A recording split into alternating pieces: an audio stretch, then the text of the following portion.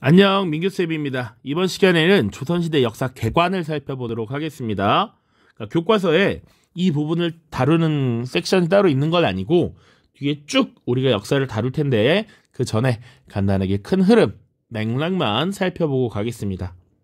그럼 이거 시험 범위 아니네요?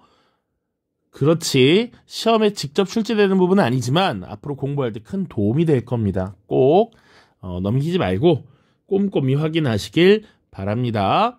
자, 지금 보면 선생님이 연표 그려놨고요.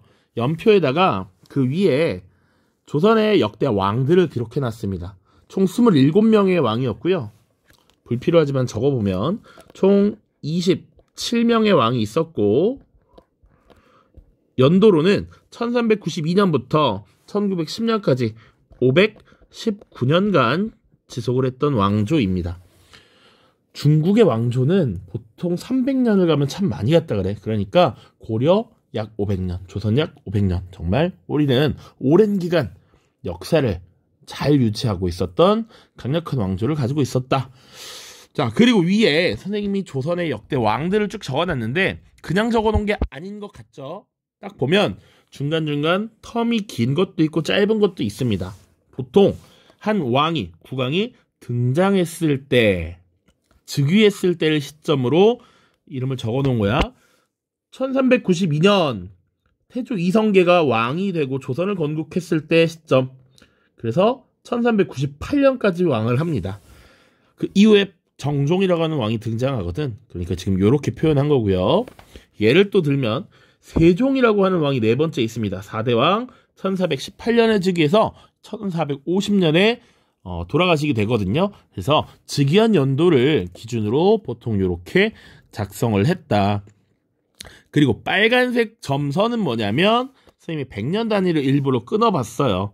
그래서 여기는 당연히 1400년, 1392년 다음이니까 여기는 1500년, 뒤에 1600, 그 다음 당연히 1700, 그리고 1800이 될 겁니다. 1900은 달아놓지 않았습니다. 자, 그래서 조선이라고 하는 왕조가 519년간 쭉 지속되었는데 그럼 우리가 이걸 다 다루느냐? 그렇진 않고요. 지금 노란색으로 이렇게 선을 그어놨습니다. 요것은 이제 고종이라고 하는 왕이 1863년에 즉위를 하게 돼. 당시 왕의 나이가 12살이었고요.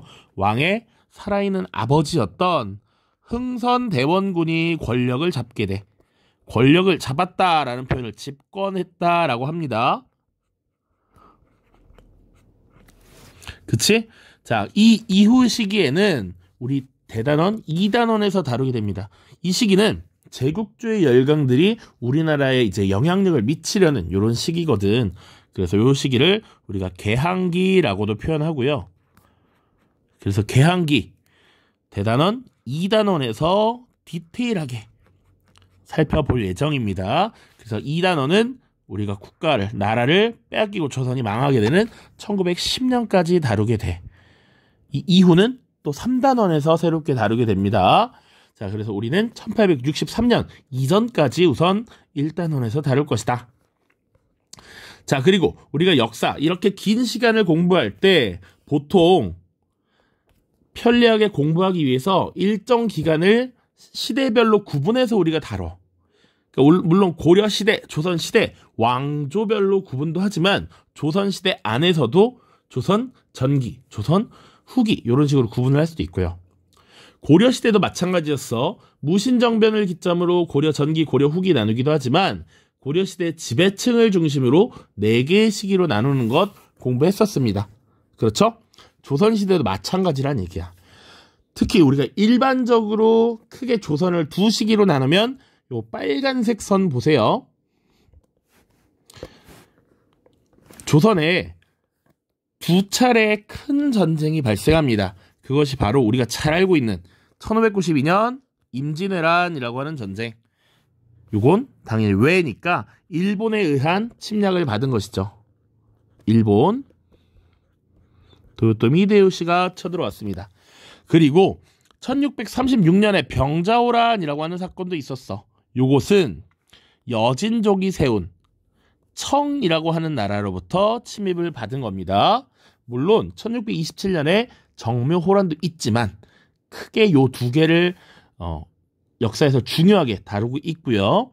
이 두 번의 전쟁을 거치면서 조선이라고 하는 나라가 그 이전과 이후가 크게 바뀌었단 말이야. 그래서 요 1592년부터 1636년까지 양란을 기점으로 양란 이전을 조선 전기 이렇게 표현하고요.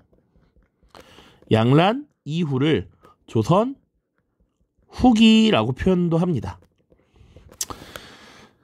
특히 조선 후기라고 하는 개념은 우리가 뒤에서 좀 더 자세히 다룰 거야. 이 조선 후기가 근대로 나아가는 과도기적 단계를 갖고 있다라는 점에서 중요하게 다뤄지고요. 선생님은 또 시대 구분을 어떻게 해볼 생각이냐면 그냥 단순하게 지금 빨간색 점선으로 나눴던 100년 단위로 한번 나눠보려고 합니다. 100년 단위로. 그럼 첫 번째 시기 첫 번째 시기 1400년부터 1500년 볼 겁니다. 그 앞에 이렇게 8년 정도 있잖아. 요 8년이랑 그 뒤에 100년이 엄청 달랐을까? 꼭 그렇지 않아요. 그래서 여기는 합쳐서 첫 번째 시기 이렇게 정리를 해보겠습니다. 1392년부터 1500년 대략. 자, 첫 번째 시기는 뭐냐? 그러면 이제 나라를 세웠지. 나라를 세웠으면 나라를 어떻게 다스릴 것인지도 고민을 해봐야 되죠. 그치? 그래서 지금 조선이라는 나라를 세울 당시로 돌아가 보자 이거야. 조선이라는 나라가 등장하기 직전의 국가 고려가 있었고요. 고려 말, 고려는 어떤 문제점들을 갖고 있었느냐. 권문세족들이 권력을 독점하고요. 경제적으로도 남의 땅을 강제로 권력을 이용해서 빼앗고 대농장을 경영하던 이런 시기였다. 이런 권문세족에 맞서서 개혁을 추진했던 공민왕 같은 왕들이 등장을 했지만 결국 공민왕이 추진하던 개혁은 공민왕이 죽음으로써 약간 흐지부지 돼버렸단 말이야. 그 과정에서 새롭게 등장한 세력들이 있었습니다. 정치 세력. 성리학을 기반으로 성장했던 신진 사대부 세력이 있었지. 이들은 학문적으로는 성리학을 공부했던 세력이었고 지방 중소지주 출신이었다라고 했어. 지방 출신, 지방 중소지주. 그래서 이들 중에 일부가 중앙정계에 진출을 하면서 권문세족들을 공격하고 나름 하나의 정치 세력으로서 성장을 했죠. 그런데 이 신진 사대부들은 고려를 개혁해야겠다라는 목표를 가지고 있었는데 개혁의 방법, 속도에 따라 그 세력이 나뉘었다라고 했습니다. 그쵸? 자, 개혁을 하긴 해야 되는데 지금 이 고려라고 하는 나라 그대로 유지하면서 개혁을 할 수 있어 라고 했던 게 바로 온건파 사대부였고요. 아니야, 세술은 세부대에 담아야 돼. 고려라는 나라는 이제 더 이상 희망이 없어. 나라를 바꿔야 되고 왕의 성씨를 갈아야 돼. 역성혁명을 일으켜야 돼 라고 했던 것이 급진파입니다.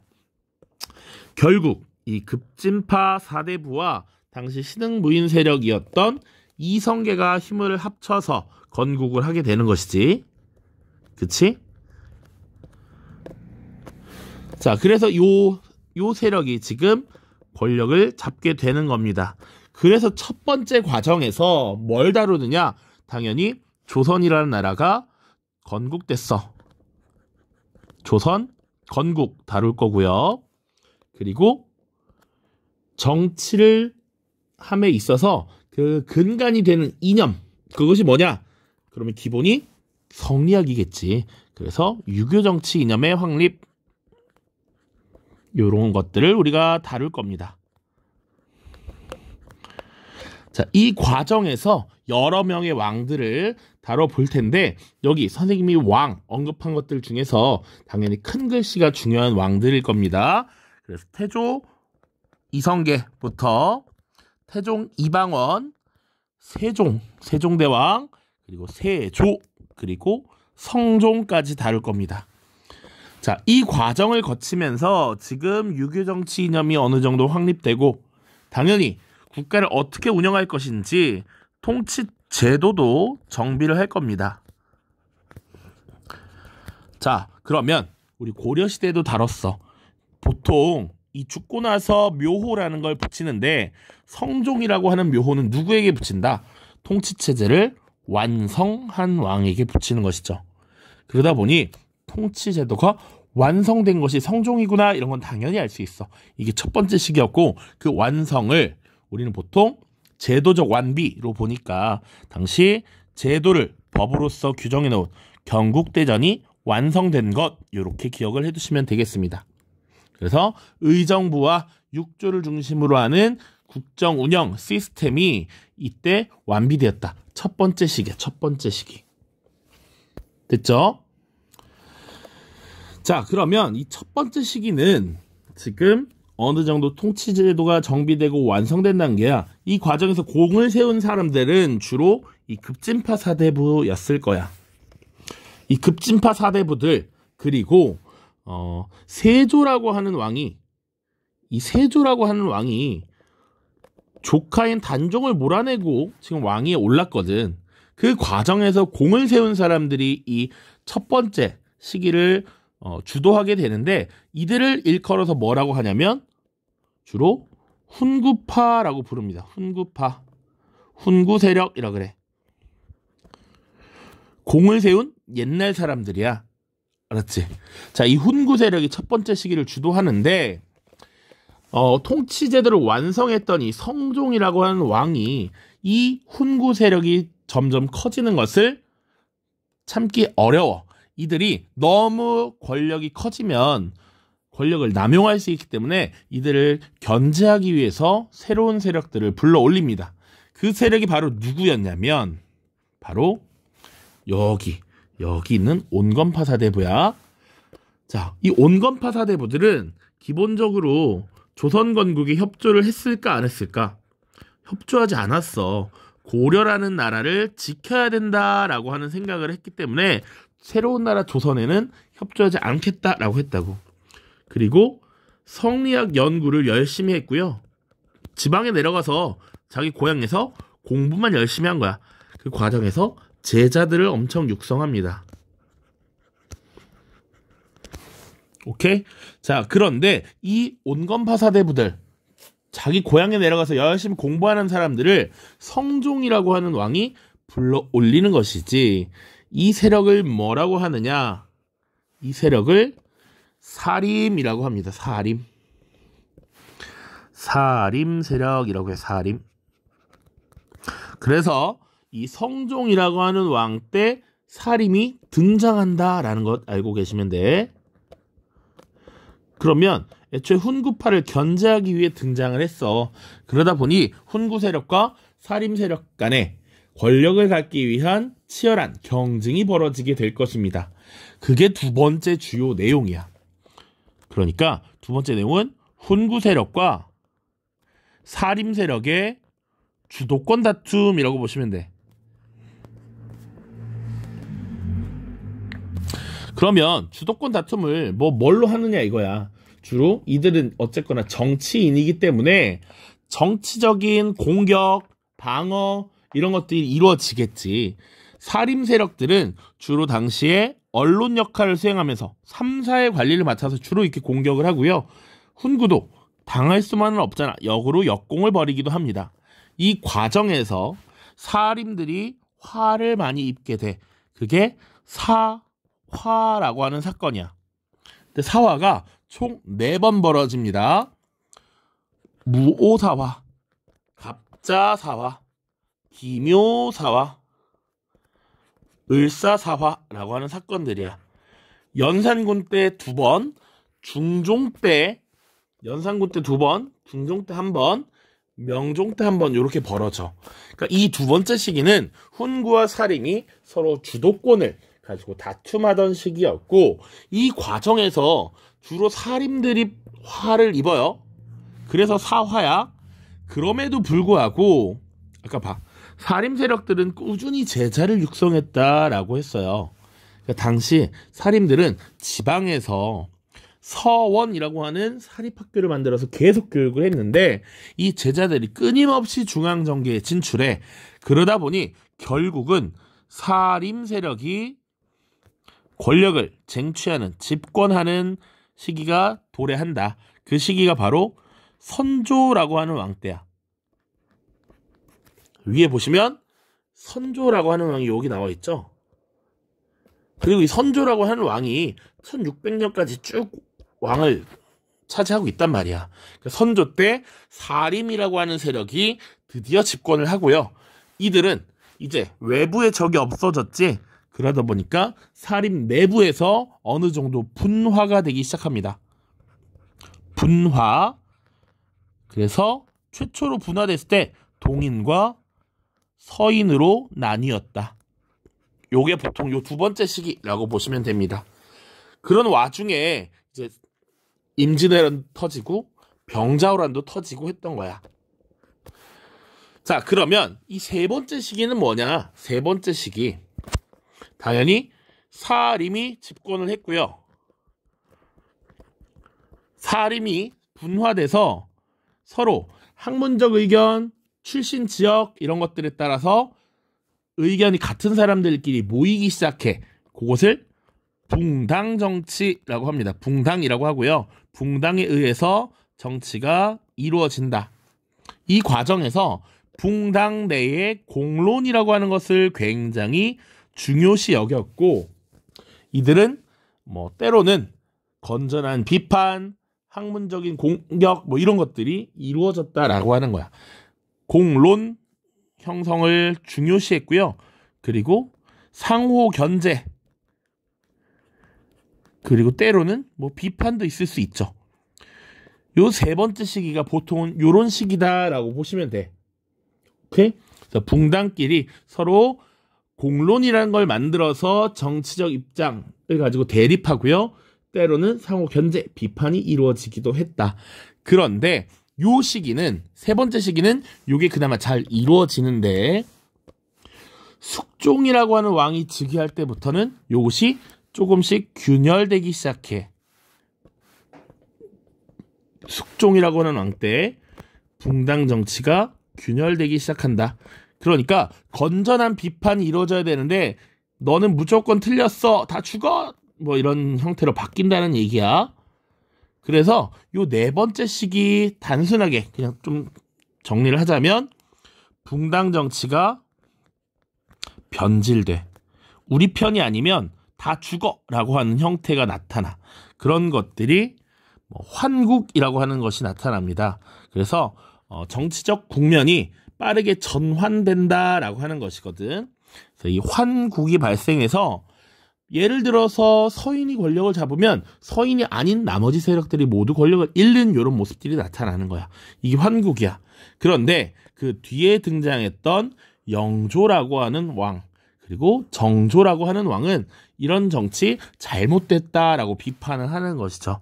그래서 이를 고치기 위한 영조와 정조 시대의 탕평정치라고 하는 것이 나타나.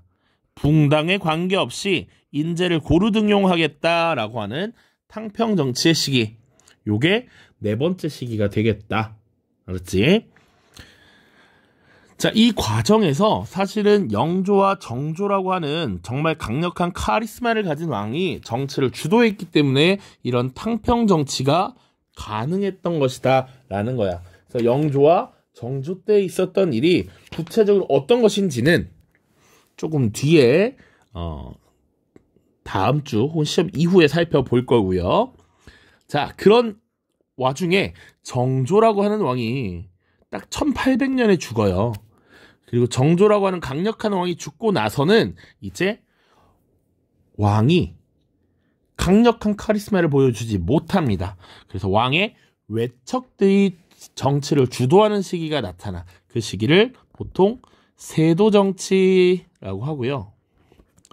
주로 왕의 외척들이 중심이 된 겁니다. 그러다 보니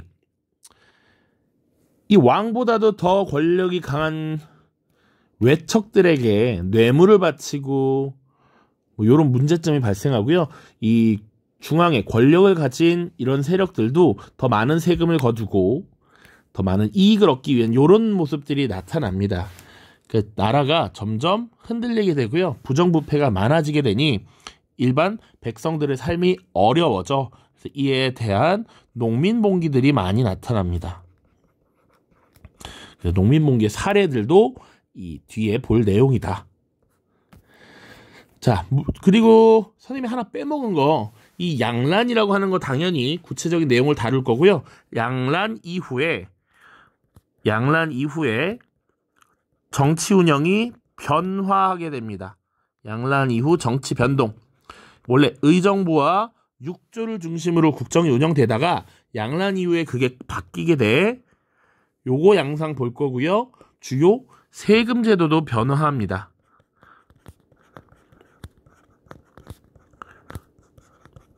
요런 내용들 살펴보면 주로 이제 중요한 내용들을 다 다루게 된다라고 보시면 되겠습니다. 물론 뭐 외교 관계라든지 뭐 그런 것들도 좀 더 추가로 볼 수 있을 것 같아요. 자, 큰 흐름 요 정도로 살펴보면 될 것 같고요. 필요한 부분은 이제 다시 구체적인 사항을 다루면서 정리를 해보도록 하겠습니다. 자, 조선시대 개관 요 정도로 마치고요. 다음 시간에 조선 초기 시기상으로 요 첫 번째 시기 건국 그리고 통치제도의 정비 요런 부분 살펴보도록 하겠습니다. 자, 모두 고생 많았습니다. 안녕.